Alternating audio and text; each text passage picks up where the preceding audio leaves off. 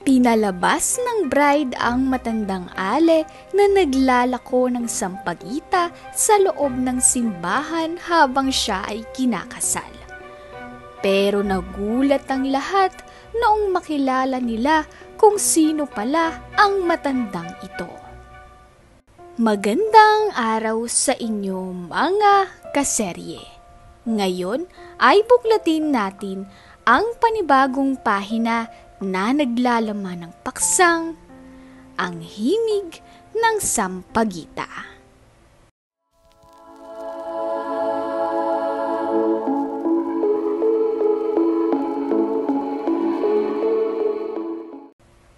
Sa isang baryo, kilalang-kilala si Maria bilang isang dalaga na may taglay na kagandahan at talino.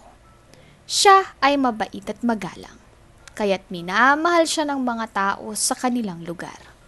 Sa murang edad pa lamang, nauunawaan na niya ang kahalagahan ng edukasyon. Alam niya na ito ang susi para mabago ang takbo ng kanilang buhay. Madalas makita si Maria na nag-aaral sa ilalim ng isang malaking puno malapit sa kanilang bahay. Kahit mahangin o maaraw, palagi siyang nakatutok sa kanyang mga libro. Maria, hindi ka ba napapagod sa kakabasa? Tanong ng kanyang ina. Ngumingiti lamang siya at sinasabing, Inay, gusto kong makatapos ng pag-aaral para matulungan ko kayo. Ang baryo na kanyang tinitirhan ay isang tahimik na lugar na napapaligiran ng mga bukirin. Karamihan sa mga tao rito ay mga magsasaka. Hindi man marangya ang pamumuhay nila, ang bawat isa ay nagkakaisa at nagtutulungan. Si Maria ay laking baryo, pero ang kanyang mga pangarap ay mataas at gusto niyang makapagtapos ng kolehiyo at magkaroon ng maayos na trabaho. Tuwing may libreng oras, tinutulungan ni Maria ang kanyang mga nakababatang kapatid sa kanilang mga aralin. Ate, ang galing mo talagang magturo, sabi ng kanyang bunsong kapatid. Ngumingiti si Maria at sinasabing, Balang araw, kayo naman ang magtuturo sa iba, kaya mag-aral kayong mabuti ah. Para kay Maria, ang pagbabahagi ng kaalaman ay isa ring paraan ng pagtulong sa iba. Isang araw, dumalaw sa baryo ang isang guro mula sa bayan. Nagbigay siya ng seminar tungkol sa mga oportunidad na naghihintay sa mga masipag mag-aral. Labis na naantig si Maria sa mga salitang narinig niya. Pangarap ko rin po yun, sabi niya sa guro. Nakita ng guro ang determinasyon sa mata ni Maria kaya't sinabi niyang, Kung magpapatuloy ka sa pagsusumikap Maria, maaabot mo ang iyong mga pangarap. Sa araw-araw, sinisikap ni Maria na balansehin ang kanyang mga gawain sa bahay at ang kanyang pag-aaral. Hindi madali ang kanyang sitwasyon dahil kailangan din niyang tumulong sa pagtatanim sa bukid. Pero kahit pagod na siya, hindi niya nakakalimutang mag-aral tuwing gabi.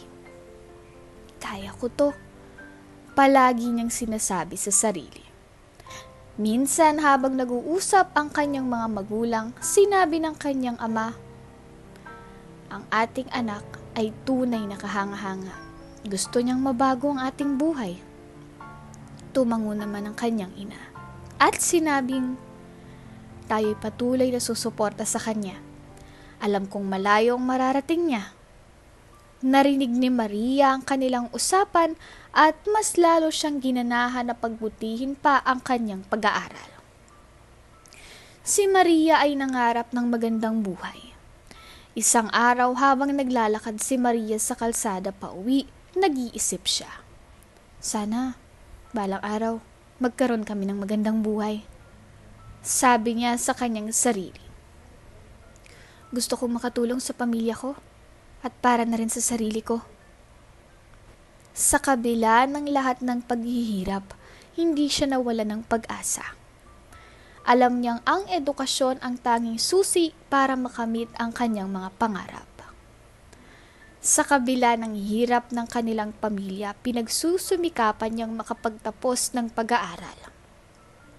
Minsan, ang hirap talaga mama, sabi ni Maria habang tinutulungan ng ina sa bahay. Pero hindi ko kayang sumuko. Gusto ko pong magtapos para mabigyan ko kayo ng magandang buhay. Oo, anak. Alam ko, magiging maayos ang lahat kapag natapos ka. Ang mga salitang iyon ay nagbigay lakas kay Maria para magpatuloy. Tuwing gabi nag-aaral si Maria kahit pagod na siya. Minsan, Mama, napapagod na po ako.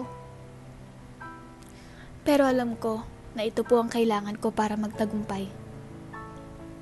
Tama yan anak. Kapag gusto may paraan, kaya kahit mahirap, magsumikap. Kahit walang sapat na pera, hindi sumuko si Maria. Wala na po akong pambili ng libro, Mama. Sabi ni Maria minsan. Pero gagawa po ko ng paraan. Hindi bali anak. Ang mahalaga ay iyong pagsisikap. Sagot ng ina. Nang mga panahong iyon, si Maria ay natututo ng mga leksyon sa buhay na hindi matutunan sa mga aklat. Tinutulungan siya ng mga guro at mga kaibigan. Maria, kailangan mo ba ng tulong? Tanong ng isang kaibigan habang nag-aaral sila sa school. Oo, baka po matulungan niyo ako sa math. Sagot ni Maria. Medyo nahirapan po ako eh. Hindi nag-atubili ang mga kaibigan at guro na tulungan siya. At sa mga gabing iyon, natutunan niyang magpatuloy kahit mahirap. Nagpapakasipag si Maria dahil alam niyang malalampasan din nila ang lahat ng pagsubok.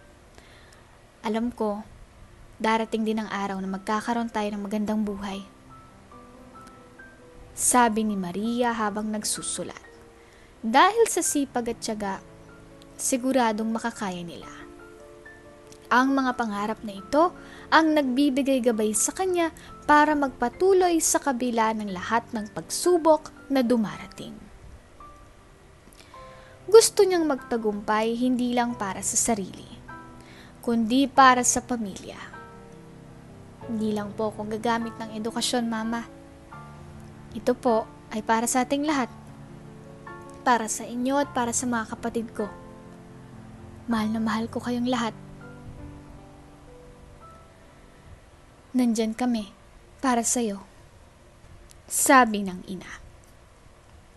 Ang mga salitang iyon ay nagpatibay sa kalooban ni Maria para magpatuloy.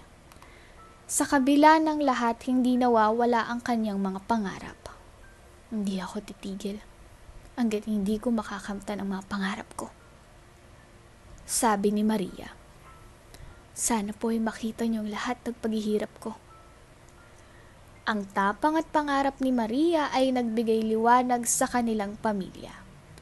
Alam niyang darating ang araw na magbubunga rin ang lahat ng kanyang pagsusumikap. Maraming binatang naghahangad ng atensyon ni Maria. Palaging may nagpapadala ng love letters sa kanya o nag-aabot ng mga bulaklak. Pero palaging magalang na tinatanggihan ni Maria ang mga ito. Pasensya na po pero wala po akong oras para dyan. Ang madalas niyang sinasabi. Isang araw lumapit si Thomas, isang binata mula sa kabilang baryo. Habang si Maria ay nagbabasa sa ilalim ng puno. Maria, baka pwede naman kitang ligawan? Tanong niya ng may kaba. Tumigil si Maria sa pagbabasa. Ngumiti ng bahagya at sinabing, Thomas, pasensya na ha. Pero mas mahalaga sa akin ngayon ang aking mga pangarap kaysa sa kahit ano pang bagay. Napahiya si Thomas, pero nauunawaan niyang sagot ng dalaga. Sa kanilang baryo, hindi maiwasang pag-usapan ng mga tao si Maria. Bakit kaya wala siyang sinasagot na manliligaw, no? Tanong ni Aling Rosa sa kanyang kapitbahay. Siguro talagang seryoso siya sa pag-aaral niya. Sayang, ang ganda pa naman niya. Sagot naman ni Aling Lita. Naririnig man ni Maria ang mga ganitong usapan, hindi niya ito iniinda. Ang mahalaga sa kanya ay ang pagsusumikap para maabot ang kanyang mga pangarap. Habang naglalakad pa uwi galing sa eskwelahan, sinabayan siya ni Anthony. Isa ring binatang may gusto sa kanya. Maria, hindi ka ba napapagod? Palaging nag-aaral.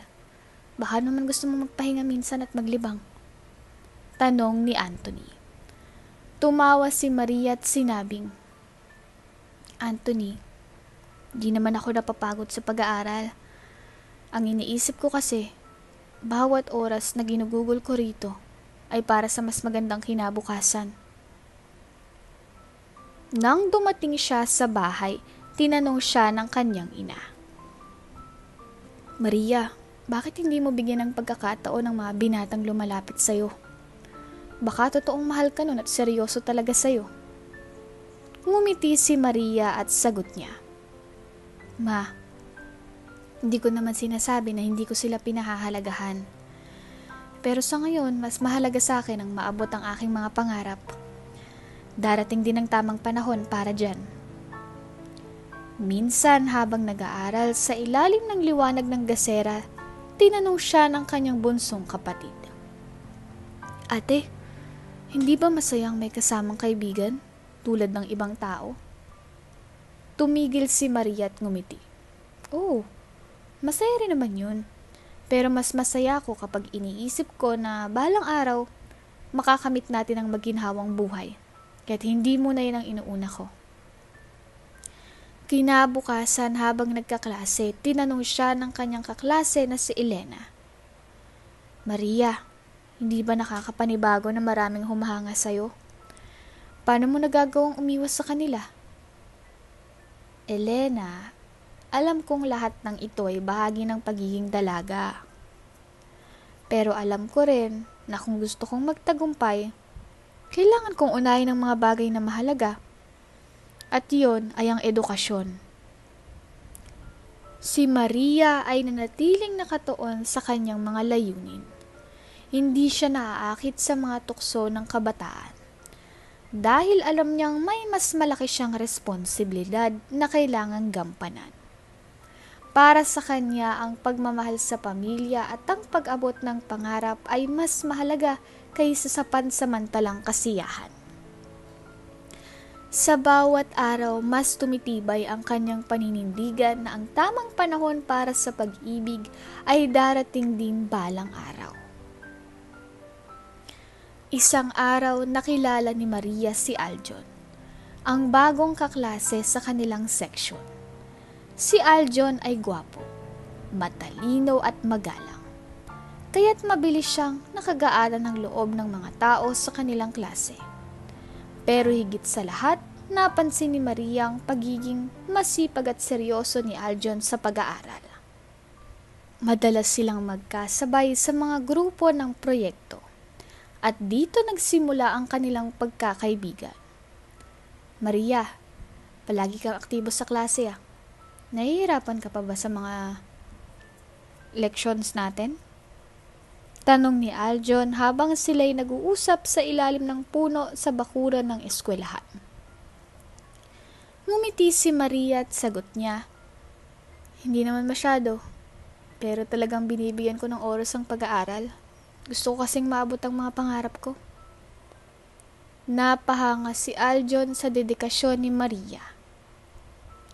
At mula noon, mas naging malapit sila sa isa't isa. Habang tumatagal, unti-unting napansin ni Maria na nagiging espesyal si Aljon para sa kanya. Hindi niya maipaliwanag, pero tuwing magkasama sila, masaya ang kanyang pakiramdam. Maria, masaya ako kapag magkasama tayo. Biglang sabi ni Aljon isang hapon habang sabay silang naglalakad pa uwi. Natigilan si Maria. Pero ngumiti rin siya at sinabing, masaya rin naman ako, Aljon. Mabuti at nandyan ka para tumulong din sa akin. Nagpatuloy ang kanilang pagiging malapit. At hindi na maiwasang mapansin ito ng kanilang mga kaklase. Uy, Maria, parang sweet yun ni Aljon ah. Biro ni Elena, ang kaibigan ni Maria. Hindi naman, magkaibigan lang kami. Sagot ni Maria na namumula ang pisngi. Sa totoo lang, kahit sinasabi niyang magkaibigan lang sila, alam niyang may nararamdaman na siyang kakaiba para kay Aljon.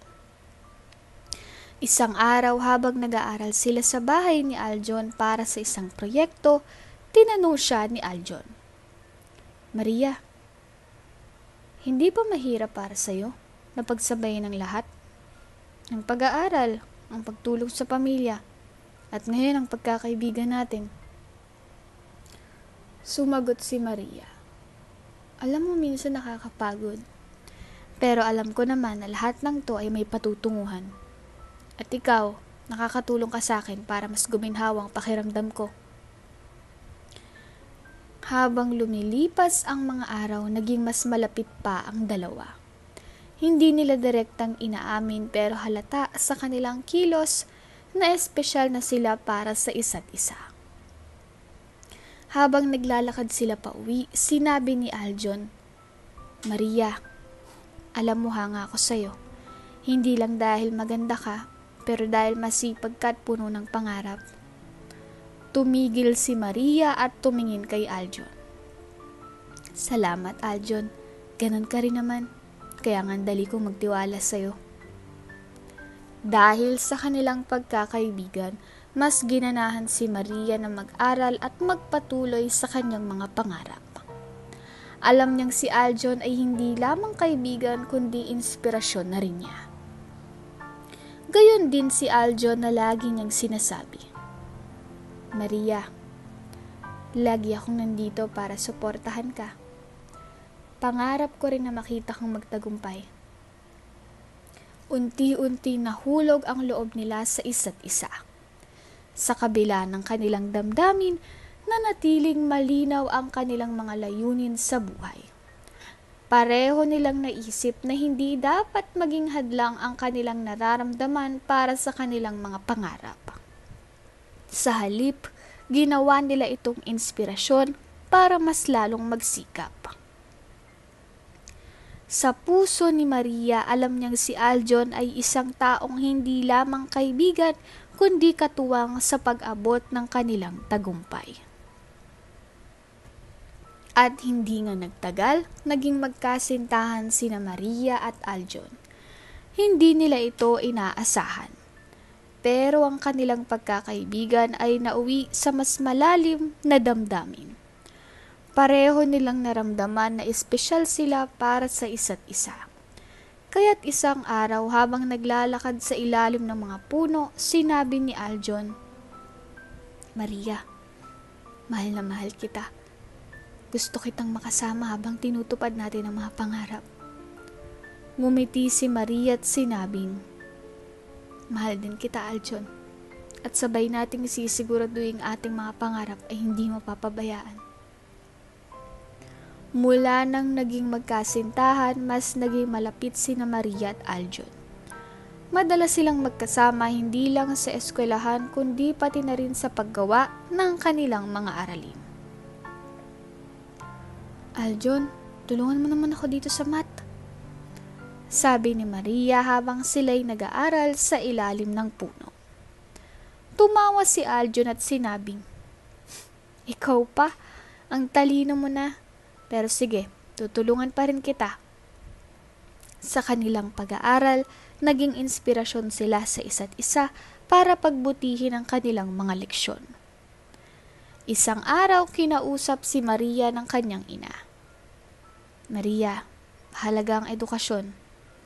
Ayokong pabayaan mo to kahit may nobyo ka na. Wika ng kanyang ina. Ngumiti si Maria at sinabing, huwag po kayong mag-alala ma. Alam ni Aljon na ang pag-aaral ang una naming prioridad. Tutulungan pa nga niya ako para makamit kong aking mga pangarap. Natingilan ang kanyang ina at nasabi, mabuti kung ganun anak. Nasa tamang landas pa rin kayo. Minsan habang magkasama sila ni Aljon sa kantin, lumapit ang kanilang guro. Maria, Aljon, Alam ko na magkasintahan kayo ngayon. Pero sana wag niyong hahayaan na maging hadlang to sa inyong pag-aaral ha. Sabi ng guro. Tumango si Aljon at sumagot. Ma'am, hindi po namin pababayaan ang aming mga responsibilidad. Pareho po naming alam na ang edukasyon ang susi sa aming tagumpay. Napangiti ang guro at sinabing, iyan ang tamang pananaw. Magpatuloy kayo. Kapag may oras sila, nagtutulungan sila sa mga proyekto. Aljon, paano mo nalaman ang tamang sagot dito? Tanong ni Maria habang hawak ang isang libro. Nasa page 58, tingnan mo. Sagot ni Aljon habang tumatawa. Aba, magaling ka talaga ha. Sabi ni Maria dahil sa kanilang pagiging magkasama. Mas naging madali para sa kanila ang malampasan ang mga hamon sa paaralan. Gayunpaman, hindi maiwasan na sila'y usisero ng iba nilang mga kaklase. Maria, hindi ba mahirap ang may nobyo habang nag-aaral? Tanong ni Elena. Ngumiti si Maria at sinabing, hindi naman, basta alam mo ang tamang balanse. Hindi namin inuuna ang relasyon namin. Inuuna namin ang aming mga pangarap. Napahanga si Elena at sinabing, buti pa kayo, seryoso sa buhay. Isang gabi habang naglalakad pa uwi si Aljon kasama si Maria, sinabi niyang, Maria, alam mo masaya ako na ikaw ang kasama ko sa paglalakbay na to. Pero gusto ko rin na tuparin natin ang ating mga plano sa tamang paraan.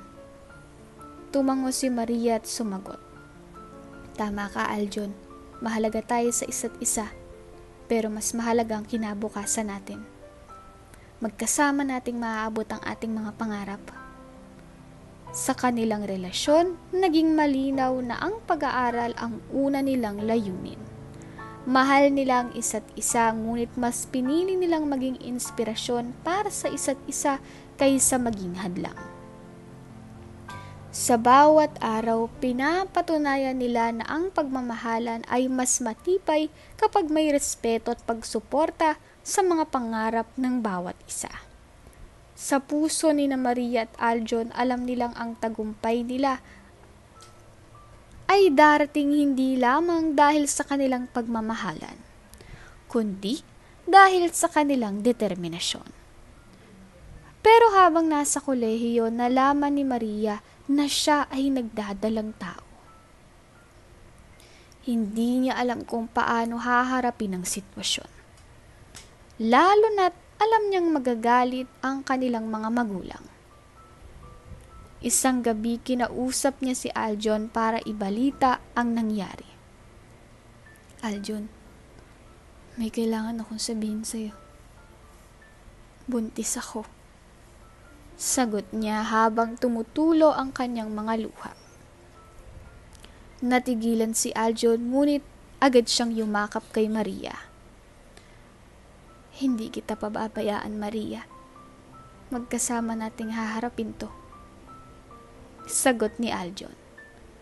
Kinabukasan, nagdesisyon si Aljon at Maria na ipagtapat ito sa kanilang mga magulang.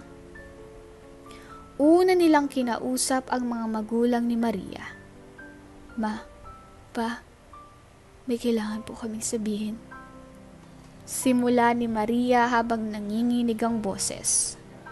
Ano yun, anak? Tanong ng kanyang ina. Buntis po ako.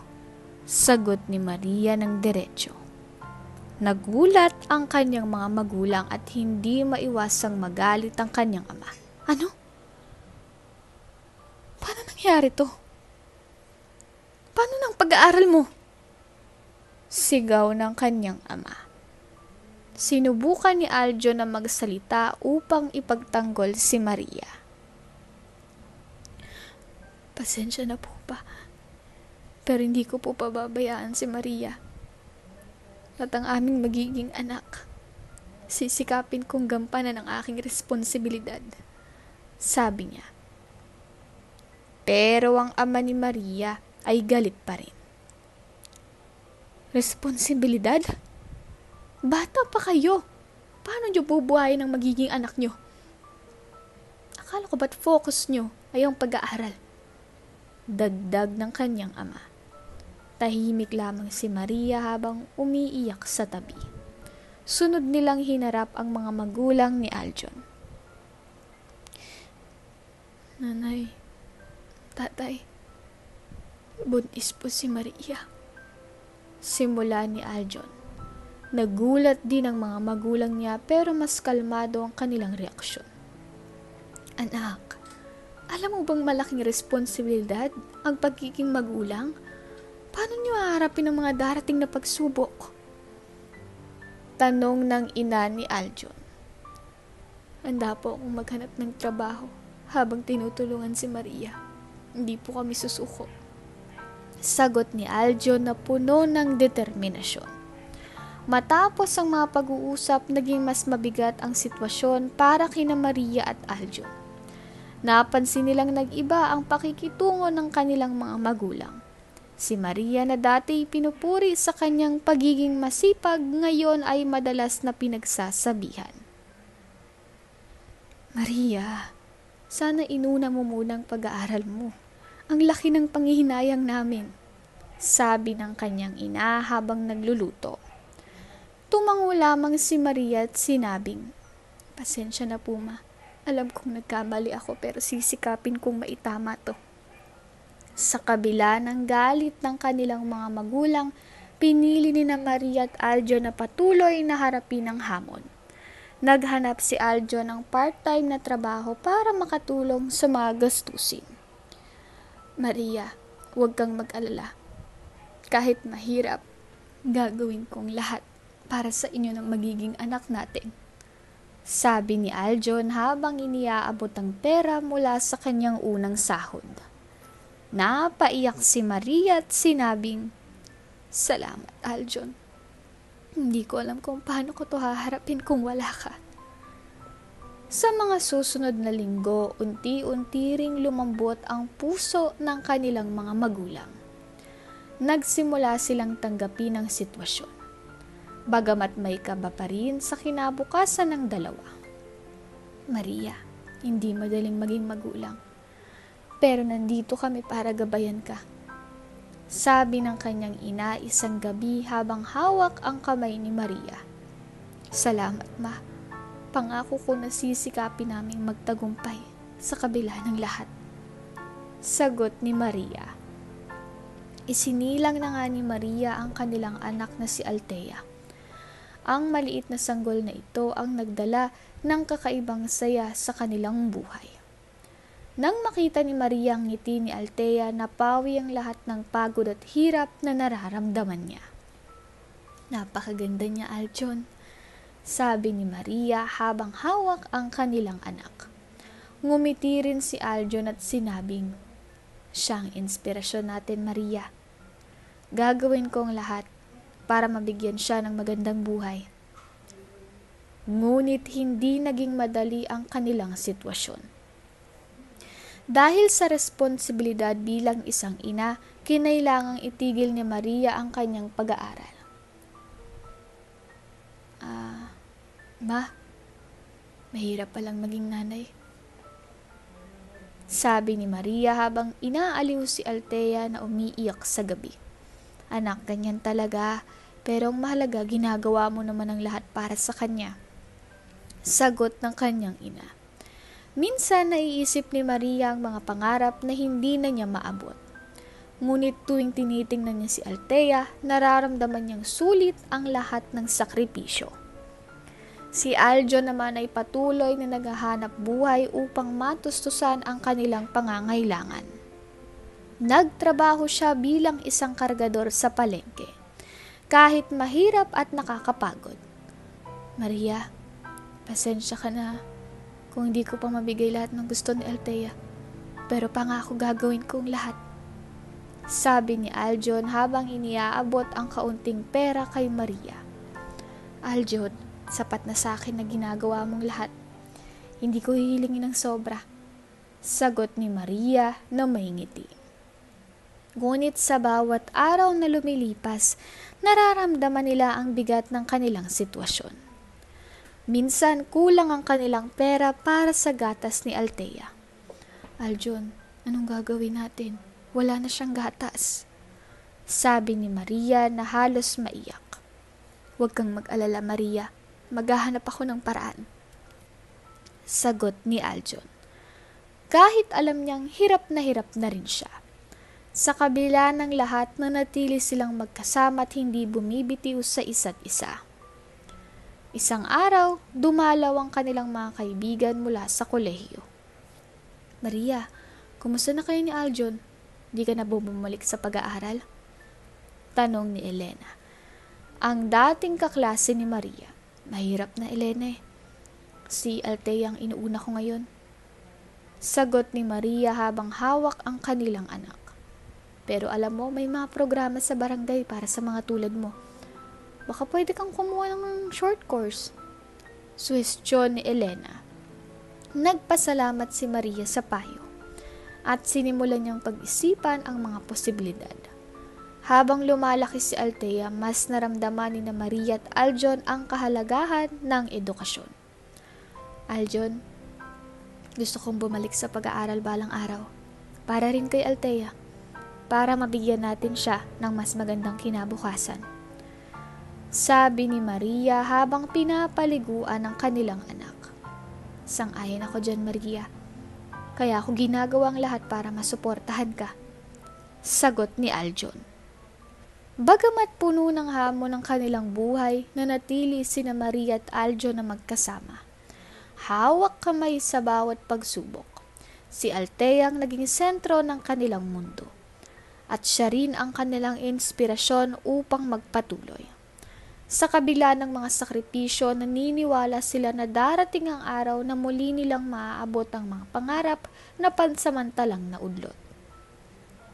Sa bawat ngiti ni Althea, nakikita nilang pag-asa para sa kanilang pamilya. Isang hindi inaasahang pangyari ang dumagdag sa pinagdaraanan ng pamilya ni Maria. Nagkasakit si Aljon at namatay. Hindi matanggap ni Maria ang nangyari. Si Aljon, na siyang katuwang sa lahat ng pagsubok, bigla na lamang nawala. "Aljon, hindi ko kayang mag-isa," sabi ni Maria habang hawak ang kamay ni Aljon sa ospital. Lumuha si Maria habang iniisip ang mga pangarap nilang magkasama na hindi natupad. Ang sakit na dulot ng pagkawala ni Aljon ay napakabigat para kay Maria. Ngunit kailangan niyang magpatuloy para kay Althea.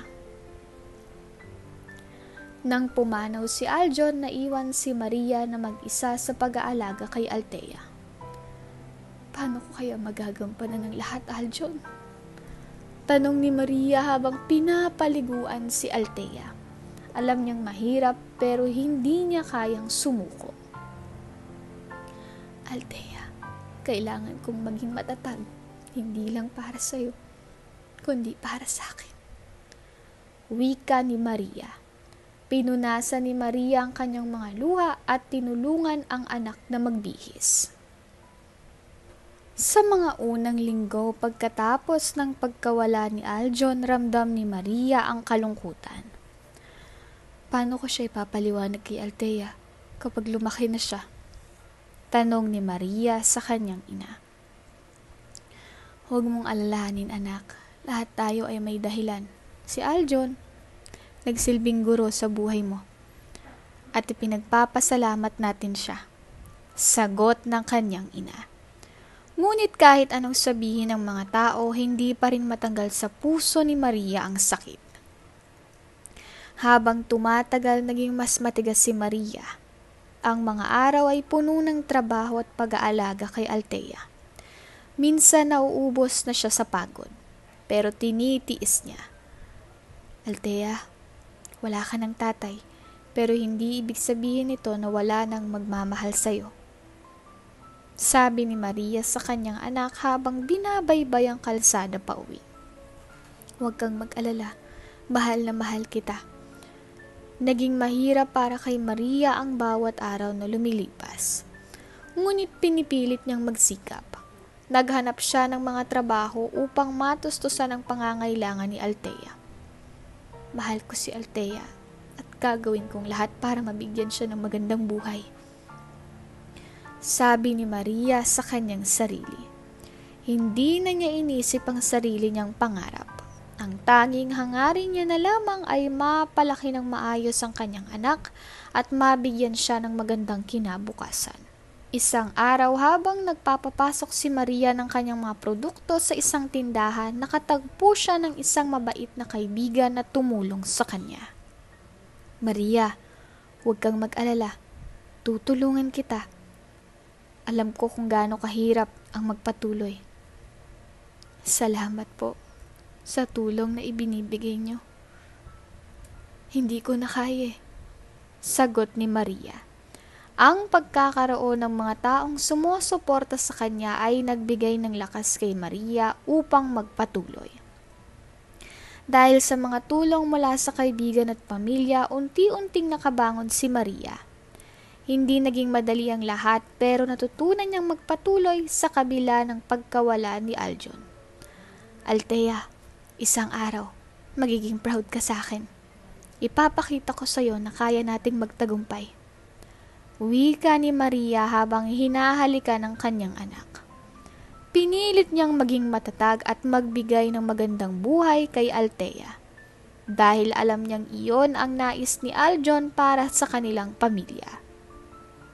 Sa kabila ng lahat ng pagsubok, natutunan ni Maria na tanggapin ang pagkawala ni Aljon at yakapin ang kanyang bagong buhay. Si Althea ang naging dahilan kung bakit siya nagpursige.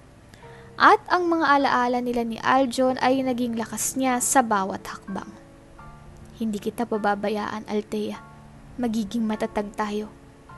Sabi ni Maria habang pinapaliguan ang kanyang anak. Sa kabila ng kalungkutan, nakikita ni Maria ang pag-asa at bagong simula sa kanilang buhay. Habang lumilipas ang panahon, nakikita ni Maria na hindi niya kayang ibigay kay Althea ang mga pangangailangan nito at napaisip siya. Paano ko siya mapapalaki ng maayos kung kulang ang pera ko? Tanong ni Maria sa sarili. Ipinagdasal niya ang lahat bago gumawa ng desisyon. Alam niyang mas magiging magaan ang buhay ni Althea sa isang puok na mas may kakayahan sa pinansyal na aspeto. Kaya dahil sa hirap ng buhay, napilitan si Maria na ipaampon si Althea sa mayamang mag-asawa sa kanilang baryo. Isang araw kinausap ni Maria ang mag-asawang sina Don Manuel at Doña Teresa, na may-ari ng isang malaking farm sa kanilang baryo. Don Manuel, Doña Teresa, may nais po kong ipakiusap. Sabi ni Maria habang hawak ang kamay ni Althea. Althea po ang pangalan niya.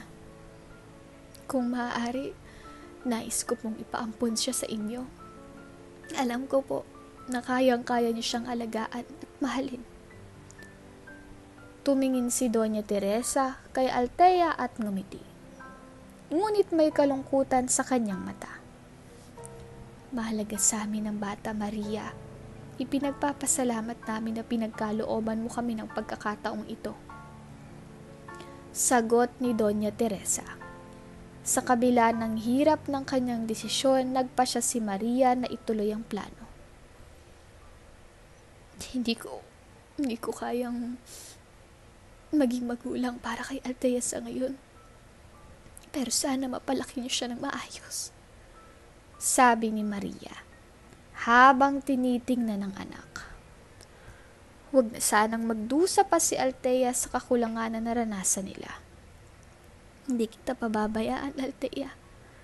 Ipaparamdam ko sa iyo ang pagmamahal ko kahit malayo ako. Wika ni Maria. Nang araw ng pagpapakilala kay Althea sa bagong magulang, ramdam ni Maria ang sakit sa puso. Althea, mag-aaral ka dito. Bibigyan ka nila ng mas maginhawang buhay. Sabi ni Maria. Iniiwasan niyang umiyak sa harap ng kanyang anak. Ngunit hindi niya napigilan ang pagdaloy ng luha. Althea, mahal na mahal kita. Palagi kong aalalahanin ka. Bulong niya habang niyayakap ang anak. Tumango si Althea, ngunit hindi pa niya lubos na nauunawaan ang ibig sabihin ng lahat ng ito. Pinili ni Maria na umalis na at iwanan si Althea sa bahay ni na Don Manuel at Doña Teresa. Habang naglalakad siya pauwi, ramdam niyang sakit ng kanyang desisyon. Sana masaya si Althea. Sana maalagaan siya ng mabuti. Ang tanging dasal ni Maria habang naglalakad sa madilim na kalsada. Hindi niya maalis sa isip na baka hindi na niya muling makita ang anak na matagal na niyang pinangarap na alagaan. Sa mga sumunod na araw, hindi mapigilan ni Maria ang lungkot. Althea anak, sana hindi ka magtampo sa akin. Sabi ni Maria habang nagsusulat ng liham para sa kanyang anak. Minsan, iniisip niyang sana magkapera siya upang mapalaki si Althea. Ngunit alam niyang hindi pa siya handa. Sa kabila ng lahat ng ito, nagtiwala siya na magiging maganda ang buhay ni Althea sa bagong magulang nito. Sa kabilang banda, si Don Manuel at Doña Teresa ay nagsikap na alagaan si Althea ng maayos. Pinag-aral siya at binigyan ng lahat ng mga bagay na hindi kayang ibigay ni Maria. Althea, hindi man ikaw ang aming tunay na anak, pero tinuturing ka namin parang tunay na anak. Sabi ni Doña Teresa habang tinutulungan si Althea sa kanyang mga aralin.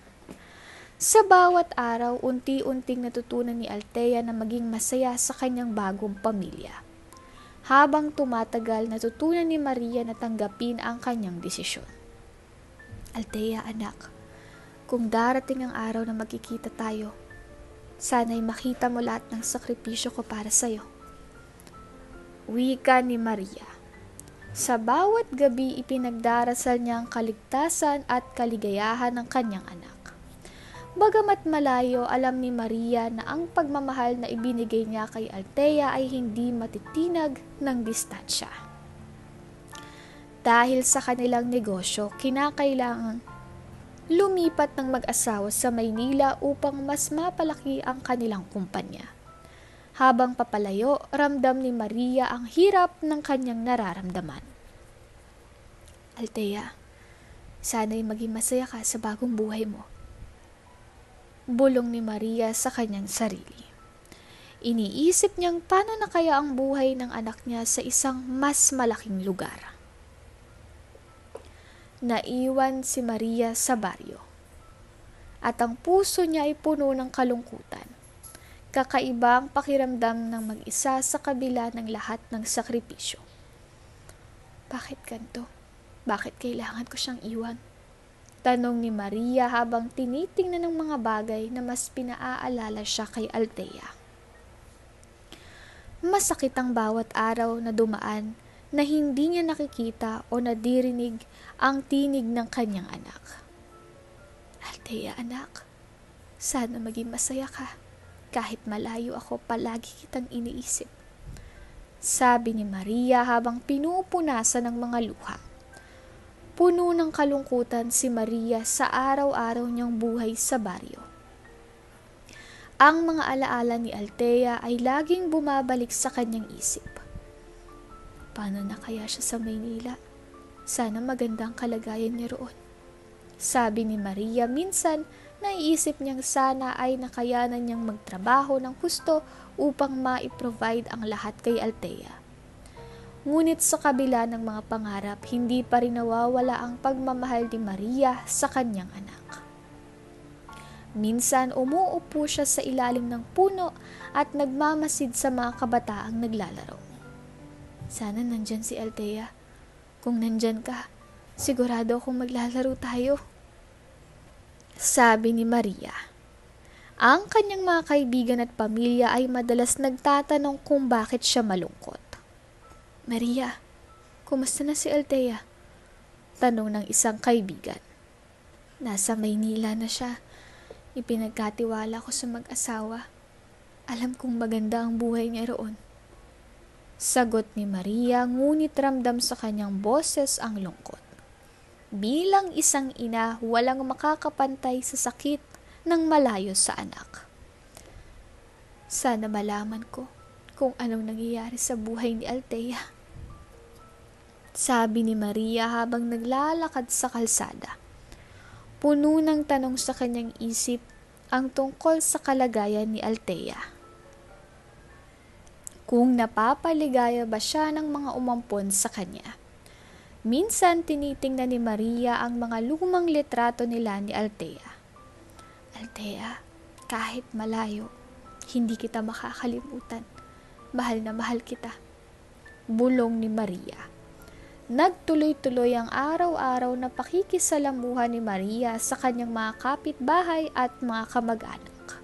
Ngunit ang kalungkutan ay hindi nawawala. Sana'y maging maayos ang lahat para kay Althea.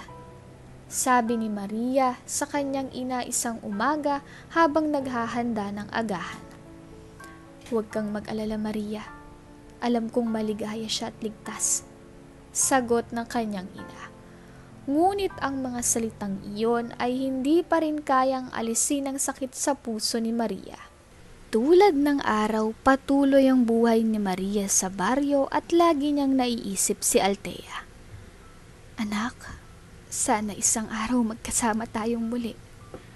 Sabi ni Maria habang tinitingnan ang mga ulap sa langit. Alam niyang hindi madali ang mga susunod na taon. Ngunit ang pagmamahal niya kay Althea ay hindi matitinag. Kahit pamalayo siya. Sa kabila ng lahat ng paghihirap, ipinagdarasal ni Maria na sana ay maging masaya at matagumpay si Althea. Naglalakad si Maria araw-araw sa kalsada. Tila nawawala sa sarili. Wala siyang tiyak na pupuntahan. Ngunit patuloy siyang naglalakad. Pilit pinapalipas ang oras. Ang utak niya ay puno ng mga tanong at pangarap na hindi matupad. Bakit ko ba siya iniwan? Sana hindi ko siya pinabayaang lumayo.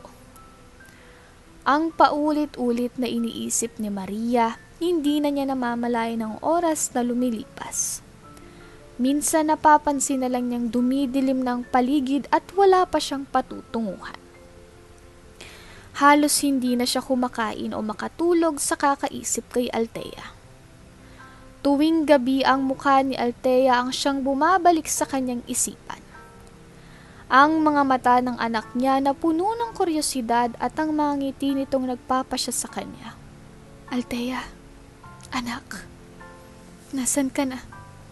Maganda na ba ang buhay mo?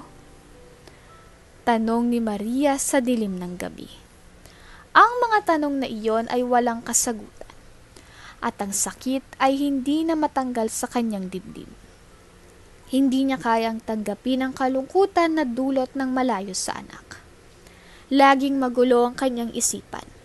Ang bawat araw ni Maria ay puno ng pangarap na hindi natupad. Paano ko siya mabibigyan ng mas magandang buhay? Bakit ko siya pinagkatiwala sa iba? Tanong ni Maria sa sarili habang naglalakad sa kalsada. Ang mga alalahanin ay parang isang matinding bagyong hindi humuhupa. Sa bawat akbang nadarama niyang bigat ng kanyang desisyon. Ang paulit-ulit niyang tinatanong kung tama ba ang ginawa niyang pagpapaampon kay Althea. Minsan, naaalala niyang mga simpleng araw nila ni Althea. Althea, matutulog na tayo, anak. Tanong ni Maria habang binabayaran ng anak ng isang masarap na kwento. Iniisip ni Maria kung masaya pa si Althea sa kanyang bagong buhay. Siguro hindi na niya ako namimiss. Baka nakalimutan na niya ako. Sabi ni Maria sa sarili habang hawak ang lumang litrato nila ni Althea. Hindi niya kayang tanggapin na baka may pagkakataon na hindi na siya matandaan ng anak. Upang mabuhay, nagbebenta ng sampagita si Maria sa labas ng simbahan. Bawat araw, dala-dala niya ang isang basket ng mga bulaklak na may matamis na amoy. at nakatayo siya sa gilid ng kalsada. Naghihintay ng mga dumarating na tao. "Sampaguita po, Sampaguita!" tawag ni Maria sa mga dumadaan. Sa kabila ng hirap ng kanyang kalagayan, patuloy niyang ipinaglalaban ang kanyang buhay.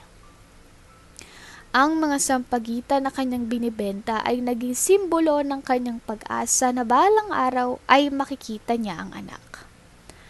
Ang mga araw ay dumaan ng mabilis. Ngunit ang kanyang mga pangarap na makita si Althea ay hindi nagbago. Sa bawat sandaling nagbibenta siya ng mga bulaklak, iniisip niya ang anak na naiwan sa Maynila. Sana balang araw makikita kita, Althea. Sana mabigyan kita ng mas magandang buhay, sabi ni Maria sa kanyang sarili habang ang mga mata ay malalim ang iniisip. Kahit na ang trabaho niya ay mahirap at mabigat, ang pangarap na makapag-reunite sila ni Althea ang nagbigay sa kanya ng lakas.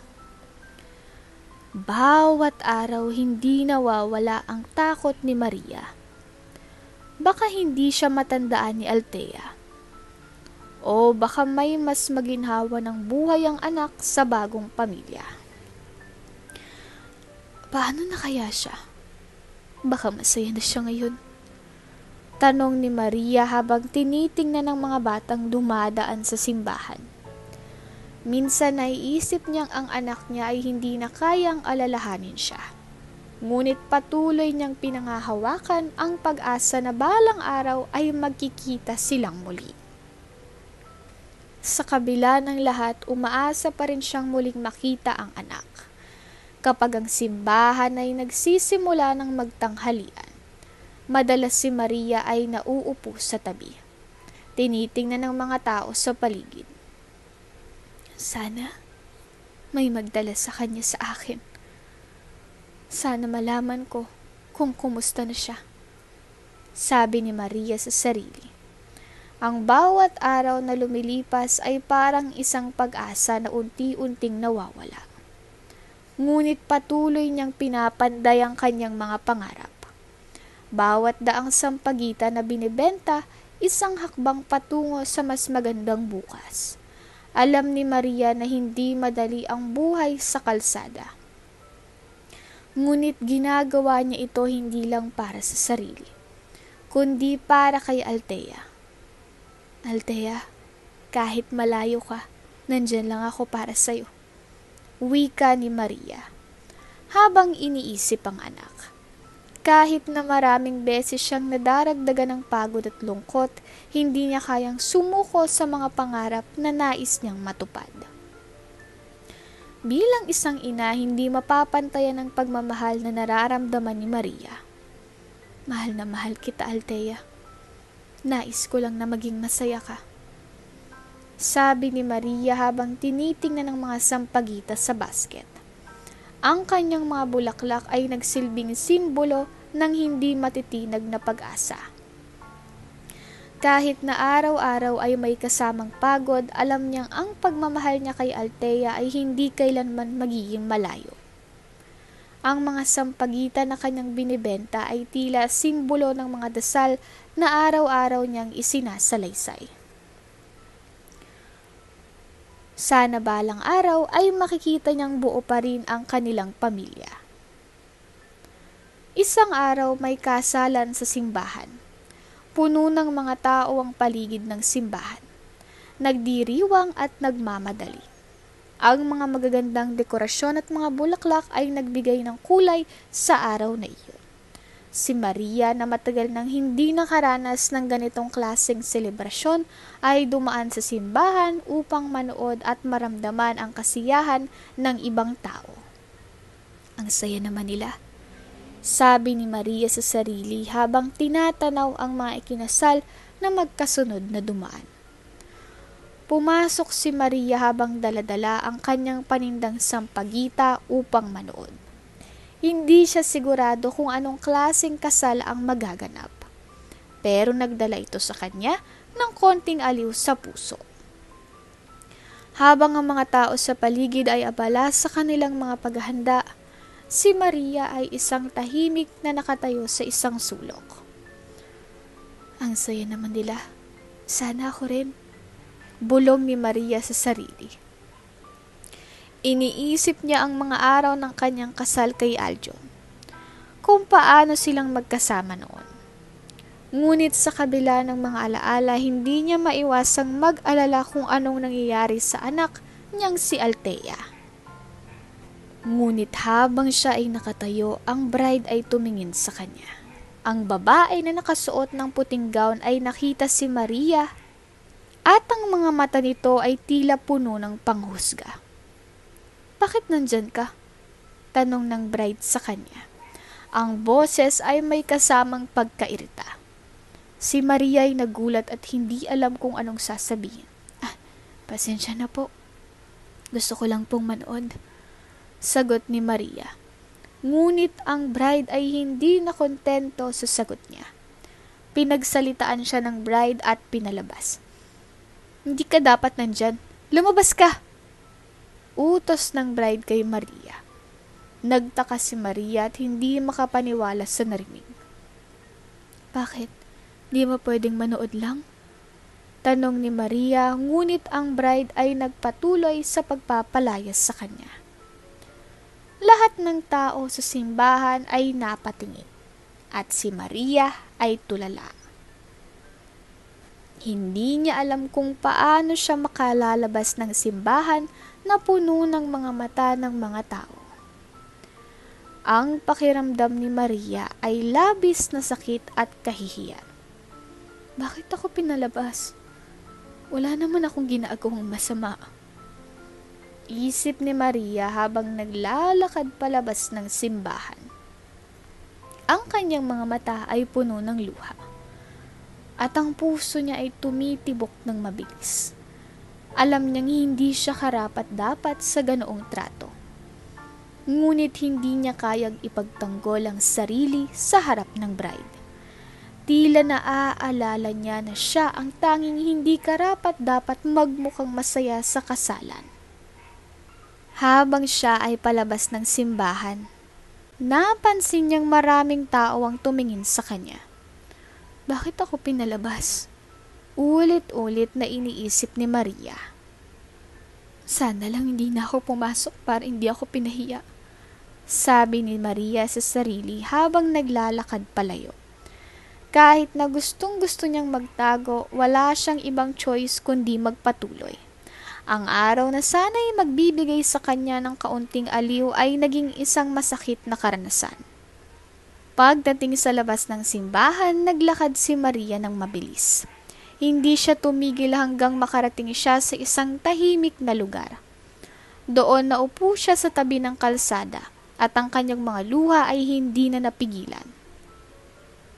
Bakit ganun ang nangyari? Wala ba akong karapatan na makaramdam ng saya? Tanong ni Maria sa kanyang sarili.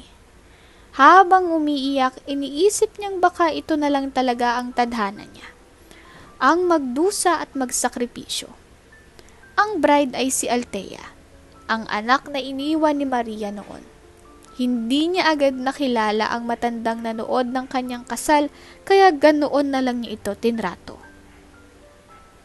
Pinagsalitaan niya ng masama at pinalabas. Mula sa malayo, nakita ng kanyang mga magulang ang nangyari. Lumapit sila kay Althea at sinabi kung sino si Maria, ang matandang babae na pinalabas nito. Althea, anak, ang matandang babaeng iyon ang tunay mong ina. Ipinaampon ka sa amin para maging maayos ang buhay mo, sabi ng kanyang ina. Si Althea ay napatigil at parang hindi siya makapaniwala sa mga narinig. Hindi niya alam kung anong mararamdaman. Siya talagang mama ko? Tanong ni Althea sa sarili, habang naguguluhan ang isip. Agad na hinanap ni Althea si Maria pagkatapos ng kanyang kasal. Matapos malaman ang lahat ng nangyari, hindi mapakali si Althea. Kailangan kong makita si Mama, sabi niya sa sarili. Nais niyang makilala pa ito ng mabuti, ang kanyang tunay na ina. Hindi na siya makapagpigil at nagdesisyon siyang maghanap. Saan ko kaya siya matatagpuan? Tanong niya. Habang lumabas siya ng simbahan, hiningi niyang tulong ng kanyang mga magulang na umampon sa kanya. Lumapit si Althea sa kanyang mga magulang. Ma, Pa, kailangan ko po ng tulong. Gusto ko po siyang makita, sabi ni Althea. Tumingin ang mag-asawa at isa-isa't nagdesisyon. Anak, tutulungan ka namin, sabi ng kanyang ama. Kung gusto mong makilalang tunay mong ina, kami ang tutulong sa inyo. Si Althea ay tumango at nagpasalamat sa kanilang suporta. Salamat po, Ma, Pa, sabi niya. Ramdam ni Althea na may malaking bagay na magbabago sa buhay niya at nais niyang makapiling si Maria. Hindi ko po alam kung anong mararamdaman ko, pero kailangan ko po siyang makita, sabi ni Althea. At salamat po sa pagtulong sa akin. Nagpa siyang magulang ni Althea na samahan siya sa paghahanap. Huwag kang mag-alala anak, makikita natin siya, sabi ng kanyang ina. Naglakad sila ng magkasama at naghanap sa paligid ng simbahan kung saan nakita ni Althea si Maria. Doon sa may simbahan, baka nandun siya, sabi ng kanyang ama. Habang naglalakad, hindi mapigilan ni Althea ang kabog ng kanyang puso. Paano kayang magiging reaksyon ni Mama kapag nakita niya ako? Tanong ni Althea. Hindi ko alam kung anong sasabihin ko sa kanya, pero gusto ko siyang makilala. Gusto ko ng kasagutan sa lahat ng tanong ko. Sumang-ayon ang magulang ni Althea na magsimula na sa paghahanap. Anak, magtiwala ka, makikita natin siya. Kahit anong mangyari, nandito lang kami para sa'yo, sabi ng kanyang ina. Nakaramdam ng kaunting ginawa si Althea sa mga salita ng kanyang magulang. Salamat po. Sana po ay matulungan niyo kung magkaayos kami ni Mama, sagot ni Althea. Matapos ang ilang minutong paghahanap, nakita ni Althea si Maria na nakaupo sa isang sulok sa tabi ng simbahan. Nag-iisa. Mama, tawag ni Althea habang papalapit siya. Napatingin si Maria at nagulat nang makita si Althea na nakatayo sa harap niya. Ikaw, Althea? Tanong ni Maria. Ang kanyang mga mata ay puno ng kalituhan. Hindi na napigilan ni Althea ang kanyang mga damdamin. Lumingon siya kay Maria at mabilis na niyakap ito. Mama, iniisip ko po kung makikita ko pa ulit kayo. Pasensya na po sa nasabi ko at nang palabasin ko kayo sa simbahan noong araw ng kasal ko, sabi ni Althea habang umiiyak. Yumakap din si Maria kay Althea. Ang mga luha ay mula sa kanyang mga mata. Okay lang anak, mahal na mahal kita. Hindi ko kayang ipaliwanag kung gaano ko kasaya na makita ka, sagot ni Maria habang niyayakap siya ng mahigpit. Humingi ng tawad si Maria kay Althea. Habang niyayakap si Althea, hindi na kayang pigilan ni Maria ang kanyang damdamin. Althea, pasensya na kung pinaampun kita, sabi ni Maria. Ang boses niya ay malungkot. Hindi pa kita kayang alagaan noon. Nanghihirap-hirap ng buhay. Kaya ako nagdesisyon na ipaampun ka sa mag-asawa. Ang mga mata ni Maria ay puno ng pagsisisi at kalungkutan. Tinanggap naman ito ni Althea dahil naiintindihan niya ang sakripisyo ng ina. Tumingin si Althea kay Maria at nagsalita. Mama, naiintindihan ko po. Pinunasan ni Althea ang mga luha ni Maria. Alam ko po na ginawa niyong lahat para sa aking kaligtasan. Naiintindihan ko po ang sakripisyo niyo. Hindi ko kayo masisisi, Mama. Lahat tayo may mga desisyon na kailangang gawin. Ang mahalaga po ngayon ay magkasama na tayo, sabi ni Althea. Ang mga mata ay puno ng pag-unawa. Mahal ko po kayo, Mama. Tumango si Maria at ngumiti. Salamat, anak. Salamat sa iyong pag-unawa. Sabi ni Maria, ang mga salitang iyon ay nagbigay ng magaan na pakiramdam kay Maria. At pakiramdam niya ay nawala ang bigat sa kanyang puso.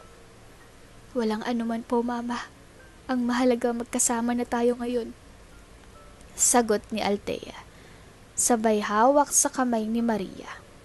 Nagyakap silang muli at sa mga sandaling iyon, nagpasya silang magpatuloy ng magkasama. Simula ngayon magkakasama na tayo at walang maghihiwalay sa atin, sabi ni Maria.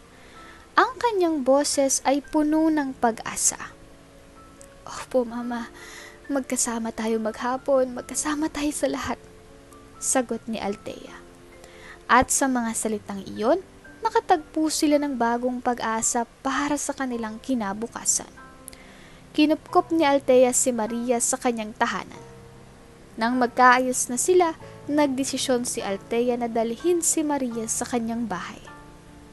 Mama, dito na po kayo tumira sa amin, sabi ni Althea nang may ngiti sa mukha.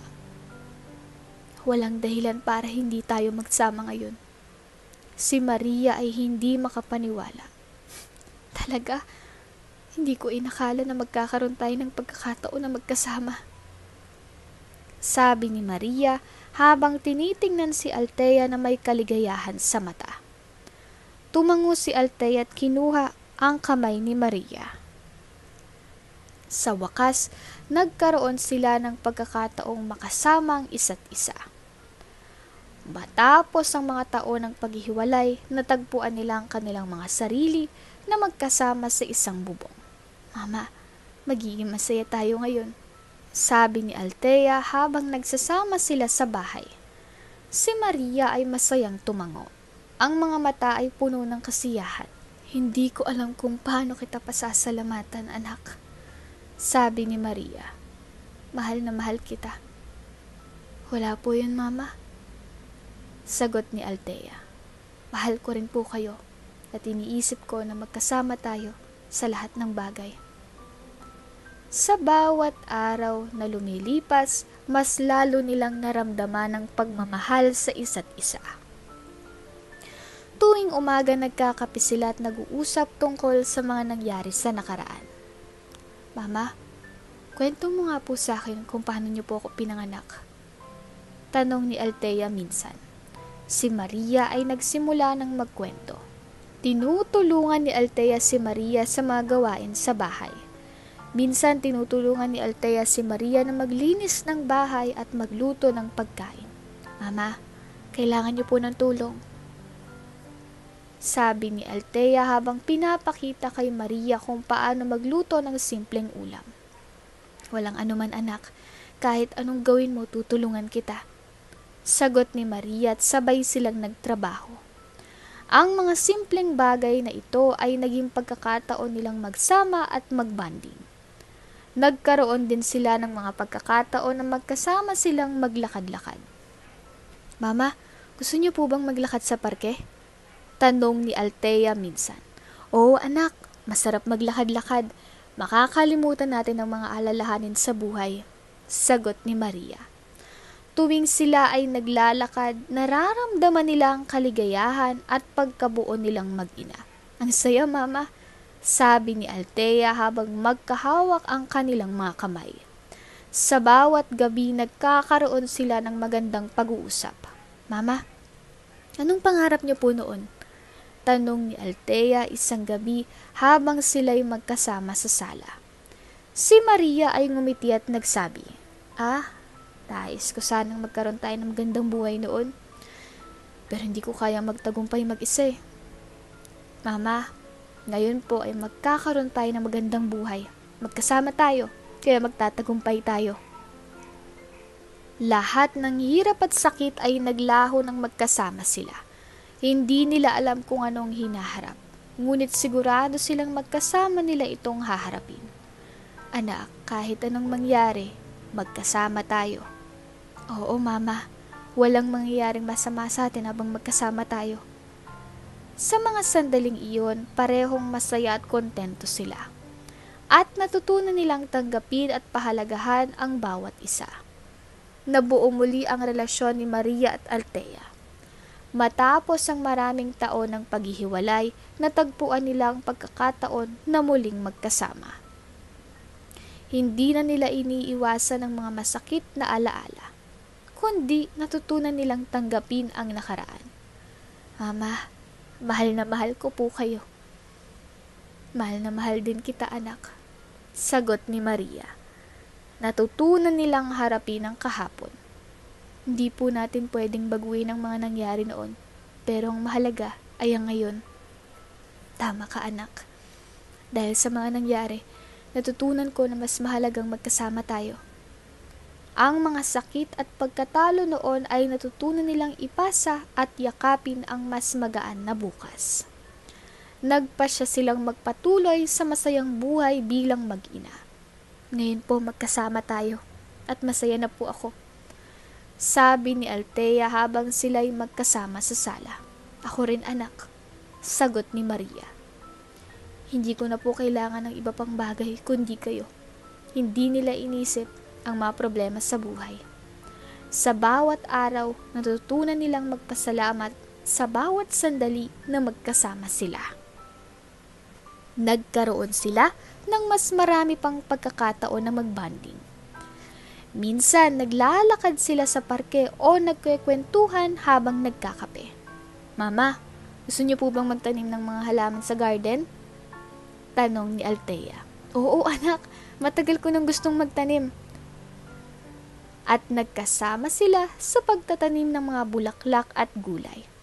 Ang mga simpleng bagay na ito ay naging mga alaala nilang mahalaga. Dito ko na nga po isasara ang kabanatang pinamagatang Ang Himig ng Sampaguita.